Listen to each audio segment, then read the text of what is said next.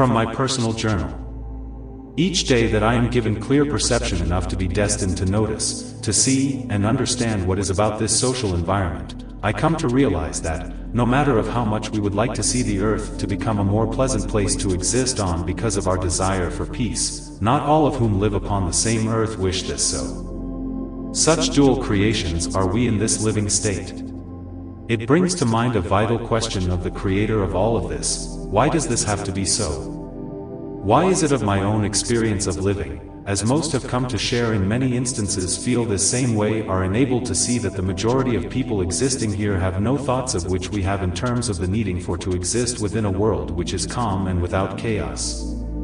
I found that many are feeding upon chaos to the capacity that it has in time become their peace of mind in opposition of causing others pain and confusion. However, unfortunately, this is the reality of the dual existence. The earth, despite its beauty and natural resources, is in fact a place of reformation for the human family.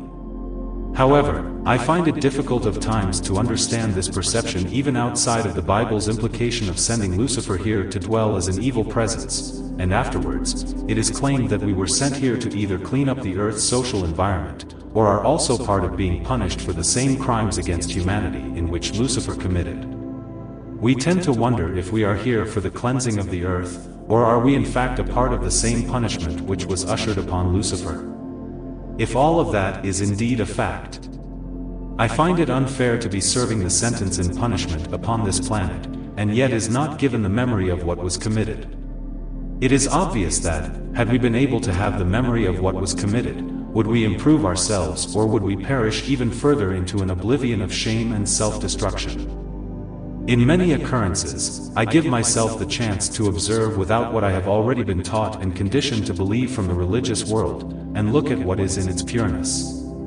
I found that to be most difficult at times because of being programmed of religion and its assertions. It permits us to not be able to see matters clearly, but through a screen which has been provided for us since even before we were born physically, as this implies that we have never in fact known freedom. Even freedom of thought. I feel that this is the fire which burns within all of us. That fire inside that, the flesh which we have been encased inside has demands upon us of its need of water, food and shelter. And to also acquire pleasure because of its lust and ultimate risking to be hurt emotionally and psychologically. I come to understand in all of its difficult task of accepting objectively, that I am alone in this living experience. This is the reality in spite of having children or other human sources of companionship. We are alone with being born, and we are alone in our deaths. We have the intelligence of letting our physical mothers know that it is time for us to be born. This state of intelligence is titled labor pains.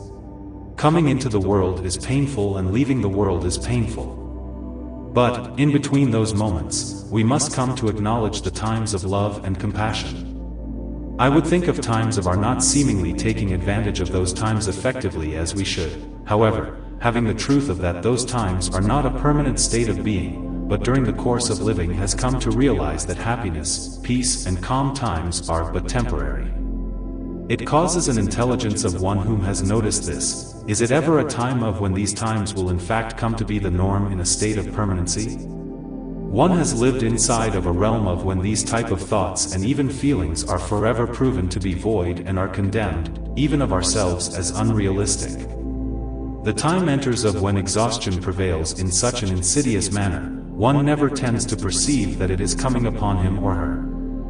This reveals of how less we have come to know of this state of existence, and of even how much we have come to know and understand of our own human organisms, and of how much it can take before it develops a condition that is sacred. Had we were given the knowledge of these matters before the time came of when we are stricken with sickness we now must suffer for an amount of time, or just for a matter of days before we in truth expire.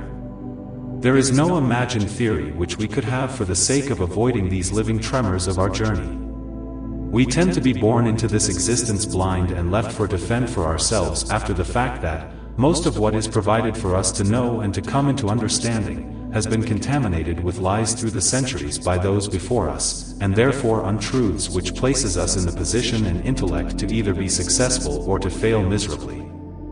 This implements the vital importance of allowing oneself the chance and privilege to think for yourself, after coming of knowing that what is before you is perceived as non-beneficial and not of your personal pleasing. In this realization is your open path of coming to know and understand the basic fundamentals of your being, and thus, you are revealed of your moral course of your living journey, despite of others thinking of you as an eccentric, or one that is considered insane of a world of so-called individuals who are in fact, insane themselves for being conditioned of never coming to know themselves individually, but have been programmed from the opportunity of ever coming to know themselves because of being intellectually and spiritually enslaved of the characteristically flaws and false beliefs of a Babylonian system, as it was never of yourself, my friend. You understand the privilege of being yourself outside of the rest of the willing slaves whom think that they are free, but are not. Written by David Anthony Brayboy.